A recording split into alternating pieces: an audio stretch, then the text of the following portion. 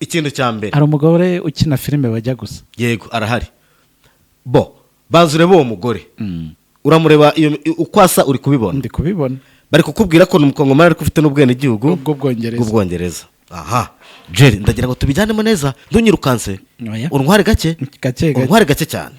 icya mbere yari yicaye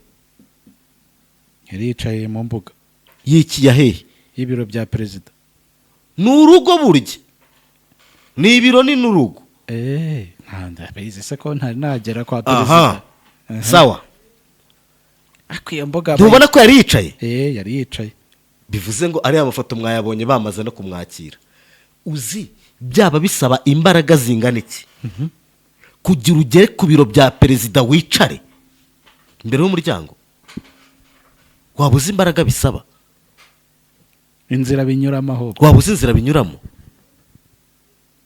ko wagira ngo ahubwo yari asohotsemo akaza kwitera akazuba hanze. kuki se ushobora kubona hariya ari no kubarizwa hariya hicaye wagira ngo nibwo bwambi bivuze ngo keretse niba yari ahari n'ubundi.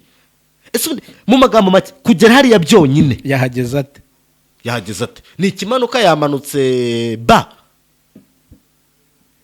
uretse ko abakongomani munisubireho niba hariya ko kari ku biro bya perezida cyangwa mu rugo rwo kwa perezida hariya hasi nari ndi kubona mujye mugira n'agasuku noneho munihomeri murabona n'umwanda uri hariya imbere nta n'agapavoma nta n'agaki koko. nabonaga ari mu bitaka mu makoro ngo ni kwa perezida cyane ku biro bya perezida nabyo biteye akandi gasoni ariko reka simbitindeho ni Kinshasa turabizi turahazi ko ari umugore wa gatatu wa Tshisekedi byo urabyivugira hute. abo bagore batatu mbaguhereza se abo bagore batatu mbaguhe ba Tshisekedi bame hari uwitwa Denise Nyakelo tiktoker ari we tuzi nyine niwe muzi mwese babana mu rugo officially. hari undi mugore witwa Giselle yabyaranye na Tshisekedi bafitanye abana we noneho yaranaberekanye ku buryo Tshisekedi yagiye ahantu hakomeye muri Kinshasa amugurira amazu aramutuza ameze neza abayeho neza. ariko ubu yarameneshejwe yarasubiye mu Bubiligi. uzi kugira ngo ameneshwe uko byagenze ejo bundi mu minsi yashize umwaka washize ubwo Tshisekedi yajyaga guhindura guverinema.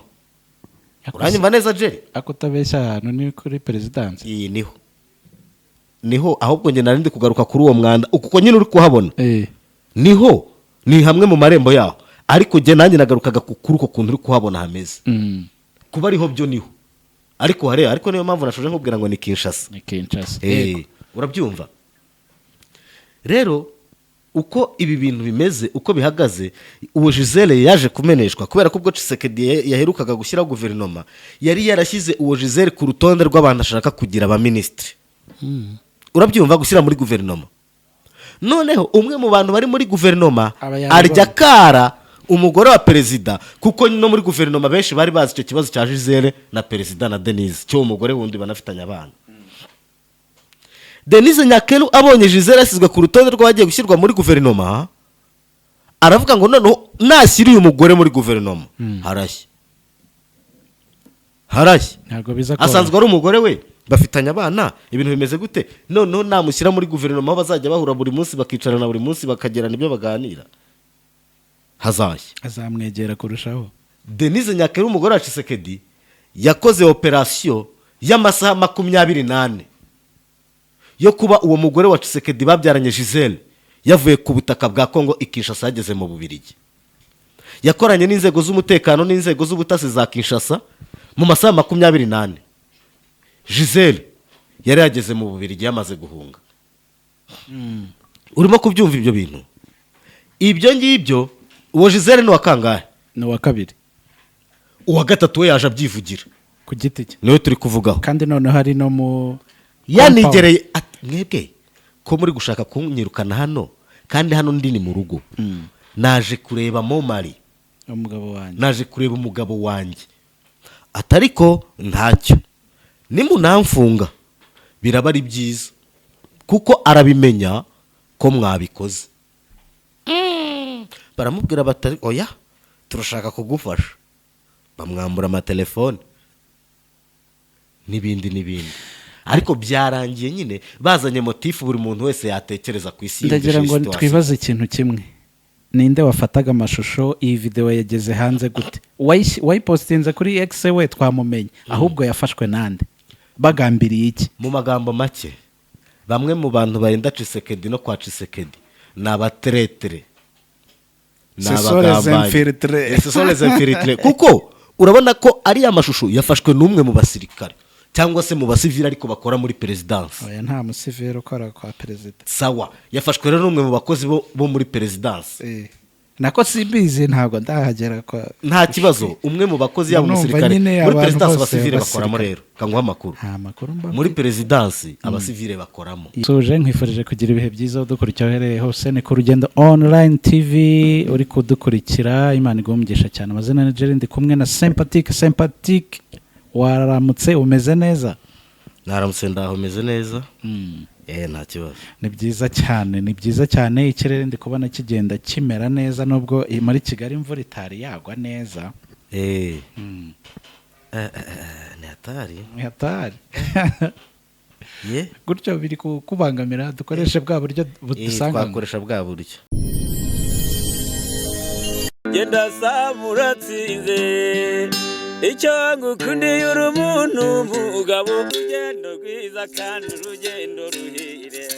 Ntibikiri inzozi gutunga imodoka yawe, kuko hamwe na Kim Transport Multi Services byakemutse. Dukodesha imodoka zigezweho kandi zifite ubuziranenge ku rugendo rwawe, ubukerarugendo, ubukwe, inama n'ibindi bikorwa byose. Tunafasha kandi abantu gutunga imodoka z'amashanyarazi ku nguzanyo mu buryo bworoshye kandi bubafasha kugera ku nzozi zabo.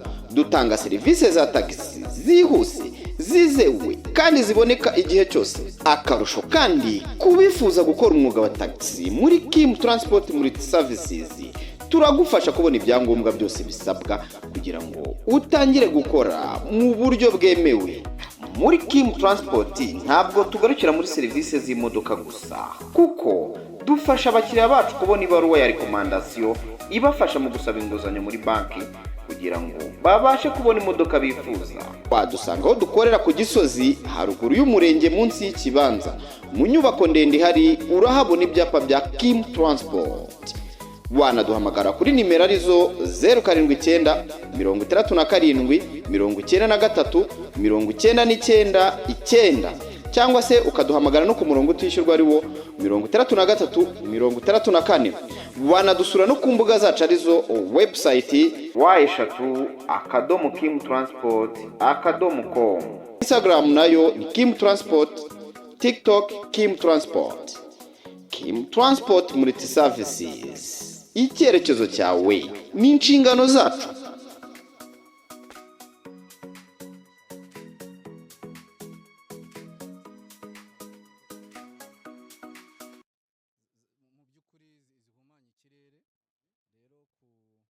Mu mutima wa Nyamasheke, ku nkengero z'ikiyaga cya Kivu, hafunguwe hoteli nziza cyane, Ibigabiro Hotel. Ahantu hihariye hagenewe abakunda kuruhuka, kwidagadura ndetse no kwakirwa neza. Ishimire ibyumba byiza kandi bigezweho, ihebuje ikiyaga cya Kivu, amafunguro aryoshye ateguwe n'abatetsi b'abanyamwuga, ahantu heza habera inama ndetse n'ibindi birori byose. Ibiruhuko byiza nta handi wabigirira uretse mu Bigabiro Hotel, aho ubwiza, ihumure, kwakirwa neza bihurira. Uri mu Rwanda, uvuye hanze y'u Rwanda, urashaka kuruhuka, ngwino i Nyamasheke mu Bigabiro Hotel.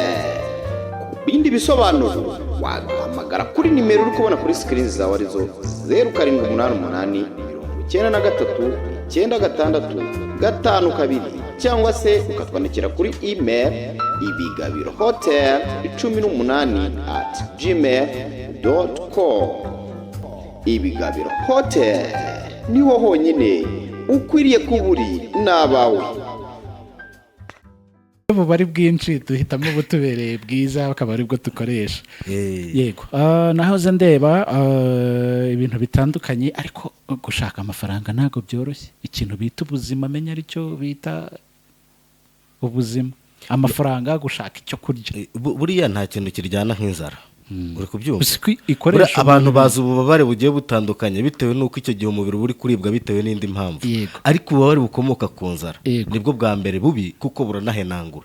buriya umuntu uri kuribwa n'inzara ntagira umupaka mu bitekerezo. umuntu uri kuribwa n'inzara ntazi gutekereza mu buryo buri pozitifu, ntazi gutekereza mu buryo buri negatifu, aba ari gutekereza ku buryo inzara iri burangire. ni kuko ikibazo aba afite kiba kiri imbere mu nda, abashonje ubuzima ntiba buri kugenda. ariko harimo n'abakabya. icyo wita gukabya wowe aba ari hahandi umuntu ari kureba ibitekerezo bye bikarinda birangira atarabona uburyo ari burye. nahoze mbona inkuru y'abatekamutwe. abatekamutwe nabo baba bashonje. abatekamutwe hari umuntu uteka umutwe. oya, nta muntu uteka umutwe kubera ko ashonje. yego, ateka umutwe kubera iki? kubera ko ariganya. nahoze mbona inkuru mu majyepfo, abasore ariko ngo amakuru yaje kumenyekana ko bafite umukire uba Nyabugogo wabakoreshaga, akabaha kontara, akaba afite na manager wane.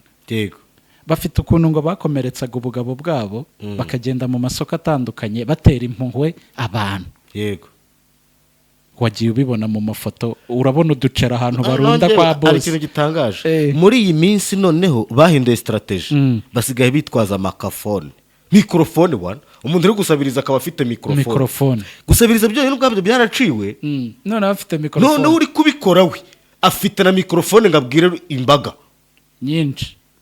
ako ibyo ni ibikiro noneho nk'uko uri kubivuga bigeze aho umuntu abikora nka business. nahoze mbona n'amashusho wabatumaga, umuntu akemera akagaragaza ububabare bw'ubugabo bwe, akagenda asabiriza kandi ari ku kazi gahemba ku kwezi. ariko yari menshi, ngo yabahaga aho barara akabahemba buri cyumweru 80,000. hari n'abagezaga mu ijana. ni mu ijana. ahubwo biriya bibazo babaga bafite bigaragara nk'uburwayi, nta ngaruka byabageragaho. ngo afite imiti yabahaga bagakira. oya, bagasigaho nyine kugira ngo bigaragare nk'ibyanyabyo. byagaragaraga nk'ibyanyabyo se atari ibyanyabyo? ntabwo byabaga ari ibyanyabyo. urumva iyo wavugaga umuntu ku bugabo, hari n'umuntu utabyitaga akavuga nyine ntabyiteho kubireba. yego, abona ari ibintu bitonyanga, akaguha impuhwe zamufata. kandi abakozi b'Imana bigishije ko ugomba gutanga no gufasha. ariko ni na byiza, ariko tumenye ngo hari abo wasize ku irembo ryawe, abaturanyi bawe bashonje, ugiye gufasha umutekamitwe muhuriye mu muhanda. urumva ko nyine hari ukuntu ibintu biba ari ibibazo tu. ubuyobozi rero bwabaje kubageraho. iyo ni inkuru ibabaje, nubwo twayivuga dutya, ni inkuru ibabaje. ukubabaza kwayo gushingiye ku kuba abo bantu bakoraga ibyo bintu bakoreshwa. yego, ariko ikiza kirimo ni uko nyuma y'uko bamwe batawe muri yombi, n'uwabakoreshaga nawe yamaze gutabwa muri yombi, agiye kubibazwa, azabyisobanureho. nicyo navuga. ariko rero ubundi mbere y'uko ibyo bibaho, gitera ikibitera ni iki? ni ya nzara twavuze se? niyo mpamvu nahoze nkubaza, ni iki gituma abantu batekereza kugeza kuri urwo rwego? igituma rero abantu batekereza kugera kuri urwo rwego, uwo mumuhanire ko yatekereje aricyo bidakwiye, akanakora aricyo bidakwiye. ariko nanone ntihirengagizwe icyatumye atekereza kugeza kuri urwo rwego. niko kazazi, niko kazashoboye, niyo mashuri yize. hari ibindi byo gukora byaba bihari akaba yaranze kubikora agahitamo ibyo. bimeze bite? ese abo yakoreshaga bo niko kazi bashobora? nibyo bize? kandi bari bakiri abana batoya mu myaka 20-25. cyangwa umurimo ni ikibazo? ibyo nabyo nyine no kubirebaho, wabihuza n'iri zuba, ni ibibazo. yego, reka twigendere mu makuru abavugwa hirya no hino. reka tujye mu burasirazuba bwa Repubulika Iharanira Demokarasi ya Kongo. hari byinshi bihavugwa, ariko noneho twambuke tugere mu murwa hagati, Kinshasa. umugore bita Mati Mayela yemeje ko ari umugore wa Perezida Tshisekedi. nta mashusho yagaragaye. umugore w'ikizungereza uvuga ko ari umugore wa Felix Tshisekedi akomeje kuvugwaho ku mbuga nkoranyambaga, aho uyu mugore yakomeje guterana amagambo n'abashinzwe umutekano, bamusaba kuva mu mbuga y'ibiro bya perezida. bwa mbere umunyamakuru Steven Wembi niwe washyize video kuri X irimo uyu mugore avuga ko yitwa Mati Mayela akaba ubundi yitwa Matilda. eh Matilda rero niyo yagize Mati. Yagahinnye Kuko nubwo uri kumubona gutya umukongomani kazi nibyo ariko afite ubwene gihugu bw'Ubwongereza. Urumva rero mu Bwongereza kujyanaho Matilda cyangwa Matilda ntabwo bisobanutse ni Mati. ngayo nguko Rero hahiye pe hahiye neza hahiye buriya urugo rw'umuntu ntibazi n'igiki. ubwo ni ukuvuga ngo akari mu ngoma kamenywa n'uwayitanaze. Yego n'uwayibambye kabisa. Kuko reka nkwereke byagenze bite. Ndagira ngo abantu bagize uburyo bwinshi basesengura ibyo bintu babivugaho amagambo menshi atandukanye, ariko ndabona ari mwiza. Ariko jewe ikintu cya mbere, hari umugore ukina filime bajya gusa. Yego arahari. Banza urebe uwo mugore, uramureba uko asa, uri kubibona? Ndi kubibona. Bari kukubwira ko n'umukongomani ariko ufite n'ubwene gihugu bw'Ubwongereza. Aha Jerry, ndagira ngo tubijyanemo neza, ntunyirukanse, untware gake untware gake cyane. Icya mbere yari yicaye mu mbuga yahehe y'ibiro bya perezida. Ni urugo burya, ni ibiro ni n'urugo. Ndabizi se ko ntari nagera kwa perezida. Sawa. Akwiye mbuga ntubona ko yari yicaye? Yari yicaye. Bivuze ngo ariya mafoto mwayabonye bamaze no kumwakira. Uzi byaba bisaba imbaraga zingana iki kugira ugere ku biro bya perezida wicare imbere y'umuryango? Waba uzi imbaraga bisaba? Inzira binyuramo aho. Waba uzi inzira binyuramo? Ko wagira ngo ahubwo yari asohotsemo akaza kwitara akazuba hanze. Kuki se ushobora kubona hariya ari no kubarizwa hariya hicaye wagira ngo nibwo bwa bivuze ngo keretse niba yari ahari n'ubundi? Ese mu magambo make kugera hariya byonyine yahageze ate? Ni ikimanuka yamanutse ba?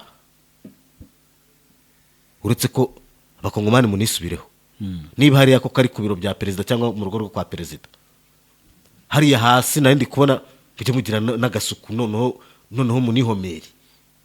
Murabona n'umwanda uri hariya imbere, nta n'agapavoma nta n'agaki koko. Nabonaga ari mu bitaka mu makoro ngo ni kwa perezida cyane ku biro bya perezida, nabyo biteye akandi gasoni. Ariko reka simbitindeho, ni Kinshasa turabizi, turahazi. Icya mbere kuba yarageze hariya hicaye ni kimwe. Icya kabiri amagambo yavugaga, naje kureba umugabo wanjye. Uzi igitangaje? Yanavuze ngo ubundi njyewe ndi umugore wa gatatu w'umugabo wanjye. Urumva ko afite amakuru. Ngo ndi umugore wa gatatu wa Tshisekedi. Yanditse agapapuro kagaragaza imyirondoro ye yose, amazina ye, uwo bashakanye, amazina ye ahavuka, uwo bashakanye, abana bafitanye. Ubwo amazina ye ni Matilde Kawela, ni Kawela harya ni iki? Mayele. Arangira ati umugabo wanjye yitwa Antoine Felix Tshisekedi Chilombo cyane. Abana dufitanye umwe, n'iyindi myirondoro myinshi. Icyo ngicyo uracyumva? Ndi kukabona rwose. Uri kubibona byose? Identity Bokota Matilda n'ibiki byose, lieu de naissance Kinshasa, date le 22 février 1979. Ntubiruzi? Yego. Byose yabyanditse. État civil marié. État civil ni marié. OK, komeza. No de la conjoint. Antoine. Di conjoint. Antoine Tshisekedi Chilombo. Felix ntaririho. Antoine Tshisekedi Chilombo. Nta kibazo. Agakomeza. Nombre des enfants 1. Profession commerçante. Territoire Bemena secteur Bujala, localité Bujala, tribu Mbagamdi. Ibyo byose biraho ngaho birimo. None wowe nk'umuntu w'umugabo, nk'umuntu mukuru, ntacyo wiyumviyemo? Icyo ni kimwe. nk'aho bidahagije Jerry, hari ikiganiro twigeze dukora ndakubwira ntiburya niba kuvugaho ibintu yego wowe ukaba uhamanya n'umutima wawe ko atari ibyo, bari kukuvugaho ibintu Yego. ariko uri guhamanya n'umutima wawe ko ibyo bintu atari byo. yego mwana wa mama, ibanga rya mbere, ikintu cya mbere ukwiye gukora icyo gihe, ntabwo ukwiye kwihutira kujya kubitangaho ubusobanuro ngo si byo wisobanura, ngo si byo, si jyewe, sinabikoze, sinabivuze, sinagiyeyo, bererere unyine wivugira ibintu byose ushaka. Ibyo rekana nabyo. Uranyumva neza? kwisobanura ni Uko ukurekana kwisobanura nabyo. byihorere. Ikintu cyantangaje rero ni uko byageze naho muryango. mu rugo kwa Tshisekedi, mu rugo bivugira umuvugizi w'urugo rwa Tshisekedi, apana n'umuvugizi wa perezidansi, apana umuvugizi w'urugo rwa perezida, yego yagize icyo atangaza. Aravuga ngo iby'uyu mugore mwabonye ntimubihe agaciro, ntabwo ari byo. Perezida Tshisekedi yavuze ko atamuzi, atigeze anamumenya, haba mu bihe bya kera no mu bihe by'ubu. Uri kubyumva? Niko perezida Tshisekedi yavuze. Avuga ko rero bigomba kwimwa agaciro. Bavuga ko ndetse umuryango w'uyu mugore wamaze gusaba imbabazi, utangaza yuko ngo uyu mugore asanzwe ngo afite ibibazo byo mu mutwe, ngo ibyo bintu rero ngo ntihagire umuntu ugira ute ubyizera cyangwa ngo abyiteho. Urabyumva ute? none se nyine ndagaruka kuri cya kibazo wibajije, hageze ate hariya? Icyo ni icya mbere. None se iyo statement yatanze y'uwo ari we n'umugabo we n'umwana bafitanye, byo urabyumva ute? Kuba wenyine ubwe yivugira ko ari umugore wa gatatu wa Tshisekedi, byo urabyivugira ute? Abo bagore batatu mbaguhereza se? Abo bagore batatu mbaguhe ba Tshisekedi? Bame. Hari uwitwa Denise Nyakelo, tiktoker, ari we tuzi nyine, niwe muzi mwese babana mu rugo officially. Hari undi mugore witwa Giselle, yabyaranye na Tshisekedi, bafitanye abana, we noneho yaranaberekanye ku buryo Tshisekedi yagiye ahantu hakomeye muri Kinshasa, amugurira amazu, aramutuza, ameze neza, abayeho neza. Ariko ubu yarameneshejwe, yarasubiye mu Bubiligi. Uzi kugira ngo ameneshwe uko byagenze? Ejo bundi mu minsi yashize, umwaka washize, ubwo Tshisekedi yajyaga guhindura guverinema. Uranyumva neza Jerry? Akutabeshya ahantu ni kuri perezidansi. Iyi niho ahubwo njye narindi kugaruka kuri uwo mwanda uko nyine uri kuhabona. Niho ni hamwe mu marembo yaho, ariko njye nanjye nagarukaga kuri uko kuntu uri kuhabona hameze. Kuba ariho byo niho, ariko hariya, ariko niyo mpamvu nashoje nkubwira ngo ni Kinshasa. Urabyumva rero uko ibi bintu bimeze, uko bihagaze. Uwo Giselle yaje kumeneshwa kubera ko ubwo Tshisekedi yaherukaga gushyiraho guverinoma, yari yarashyize uwo Giselle ku rutonde rw'abantu ashaka kugira abaminisitiri. Urabyumva, gushyira muri guverinoma. Noneho umwe mu bantu bari muri guverinoma arya kara umugore wa perezida, kuko no muri guverinoma benshi bari bazi icyo kibazo cya Giselle na perezida na Denise, cyo umugore wundi banafitanye abana. Denise Nyakelu abonye Giselle asizwe ku rutonde rw'abagiye gushyirwa muri guverinoma, aravuga ngo noneho nashyira uyu mugore muri guverinoma harashye. Asanzwe ari umugore we, bafitanye abana, ibintu bimeze gute? Noneho namushyira muri guverinoma aho bazajya bahura buri munsi, bakicarana buri munsi, bakagirana ibyo baganira, hazashya, azamwegera kurushaho. Denise Nyakelu umugore wa Tshisekedi yakoze operasiyo y'amasaha 28 yo kuba uwo mugore wa Tshisekedi babyaranye Giselle yavuye ku butaka bwa Kongo i Kinshasa yageze mu Bubiligi. Yakoranye n'inzego z'umutekano n'inzego z'ubutasi za Kinshasa mu masaha 28. Giselle yari yageze mu Bubiligi yamaze guhunga. Urimo kubyumva ibyo bintu? Ibyo ngibyo uwo Giselle ni wakangahe? Ni wa kabiri. Uwa gatatu we yaje abyivugira ku giti cye, niwe turi kuvugaho. kandi noneho hari no mu yanigereye mwebwe ko muri gushaka kunyirukana hano, kandi hano ndi ni mu rugo. Naje kureba Momari, umugabo wanjye, naje kureba umugabo wanjye, atariko ntacyo, nimunamfunga biraba ari byiza kuko arabimenya ko mwabikoze. Baramubwira batari oya turashaka kugufasha, bamwambura amatelefone. n'ibindi ariko byarangiye nyine bazanye motifu buri muntu wese yatekereza ku isi ndagira ngo twibaze ikintu kimwe, ninde wafataga amashusho iyi video yageze hanze gute? Wayipostinze kuri X we twamumenye, ahubwo yafashwe nande? Bagambiriye iki? Mu magambo make, bamwe mu bantu barinda Tshisekedi no kwa Tshisekedi ni abateretere, ni abagambanyi, kuko urabona ko ari amashusho yafashwe n'umwe mu basirikare cyangwa se mu basivili ariko bakora muri perezidansi. Oya, nta musivili ukora kwa perezida. Sawa, yafashwe rero n'umwe mu bakozi bo muri perezidansi. Nako simbizi, ntabwo ndahagera kwa. Nta kibazo, umwe mu bakozi yabo umusirikare muri perezidansi abasivili bakoramo. Rero kanguha amakuru, muri perezidansi abasivili bakoramo. Yego, ndetse perezidansi ntabwo ikorwamo n'abantu batari abasivili. Perezidansi ikorwamo n'abasivili, ahubwo kubera ko ari kuri perezidansi ari na perezida n'abandi bayobozi bakomeye, bagomba kuba inzego zikomeza umutekano zishinzwe kurinda abayobozi bakuru. Donc inzego z'umutekano zikomeye zisanga hariya kubera abayobozi bahari, ariko si mu rwego rw'akazi. Ntibivuze ko n'abafite ayo maranka baba bafite n'imyanya y'akazi mu biro bya perezida, ariko mu by'ukuri muri perezidansi yakoramo abasivili n'abasirikare. Donc buri wese yakoramo bitewe n'inshingano yahawemo. Ariko hariya rero Kinshasa ndagira ngo nkubwire ko ibyaberega babikorera no ku mbuga nkoranyambaga, nawe urabizi. N'urugamba niho barurwanira. Biriya bintu byabereye ubundi, biriya byari ibintu biri interne, byari kubera muri cuisine interne. Yego, ntibinasohoka. Urabona biriya bintu byagakwiye kugera hanze bite?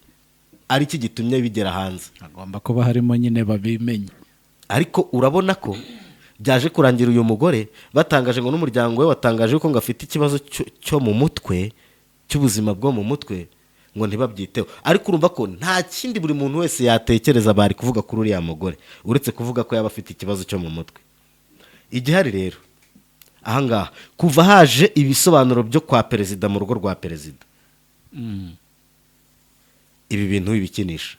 Ariko ubundi n'umusaza atinya nyina, n'umuryango we. Ariko ni gute wasara ukajya gusarira mu rugo rwa perezida? Ariko ndibaza, guturuka iwawe, waturutse iwawe mu rugo ntabwo uzwi, uraje from nowhere, uratekereza ukamenya naho wicara. Buriya se twemeze ko ahubwo ikigaragara cya nyacyo urakizi, si ubwa mbere yarahageze hariya hantu,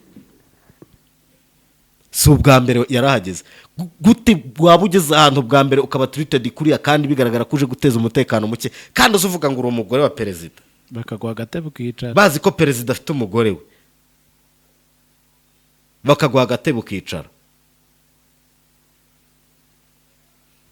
Birangira rero perezida Tshisekedi abaye Gashyende.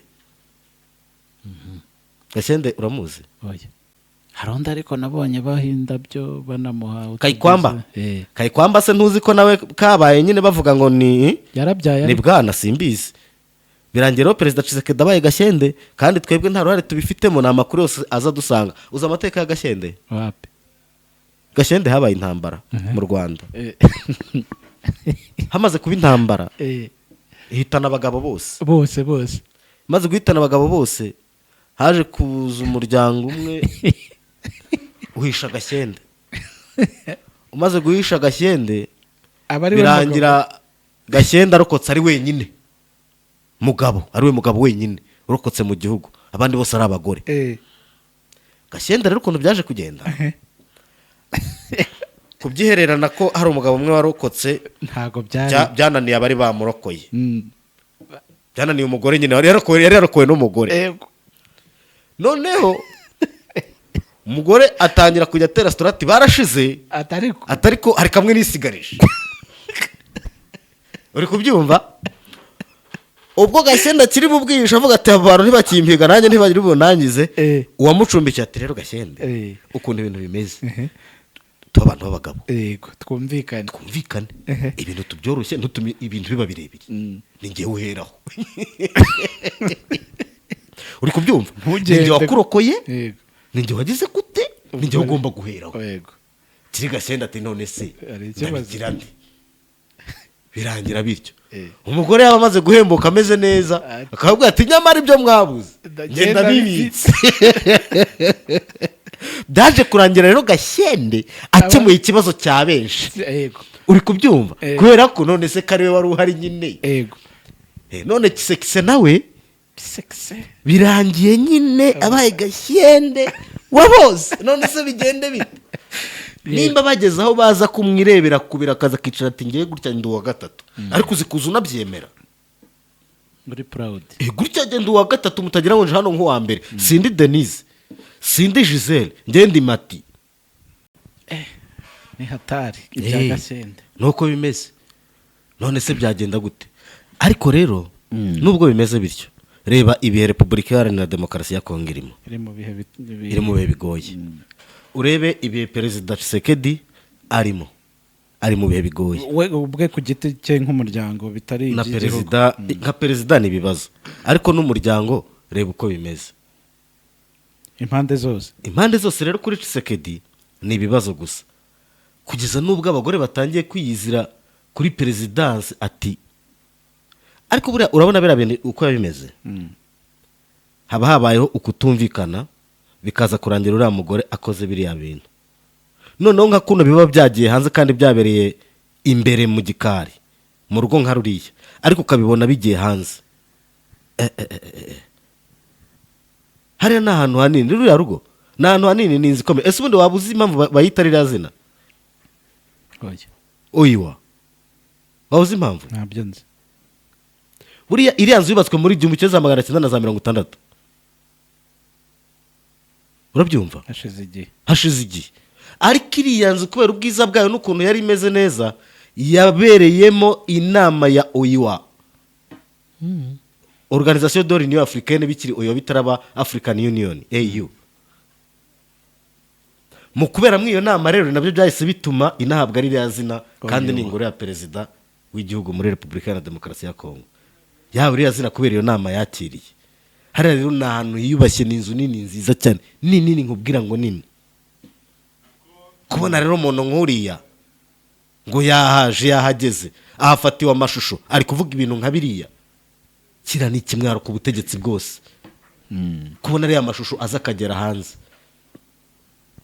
abakongomani ubwabo nabo biragaragaza ko bananiwe kwibikira ibanga nta banga bagira hagati yabo biriya rero ni ibintu bibi cyane ku buyobozi ni ibintu bibi no kuri Tshisekedi nkabwe ku giti cye ni n'ibintu bibi ku muryango we yego reka dusoreze aha tubitege amaso turebe uko bizarangira asanzwe hano ndagushimiye cyane